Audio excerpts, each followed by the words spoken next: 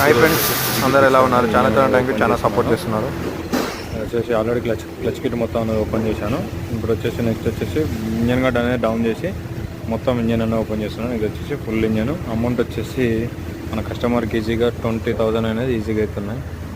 Gear సైడ్లు, clutch bears కూడా కొత్తవి వస్తాయి. క్లచ్ కిట్ మొత్తం కొత్త వస్తుంది. ఇది నార్మల్గా మీకు బ్యాలెన్సర్లు అయితే ఉంటాయి.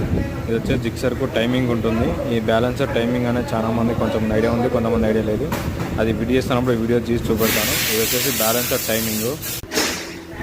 కార్పొరేటర్ సంబంధించిన అన్నీ ఓపెన్ చేశాను. ఫ్యూయల్ మన కార్పొరేటర్ మొత్తం పక్కకు, పొల్యూషన్ కూడా పక్క పెట్టాను.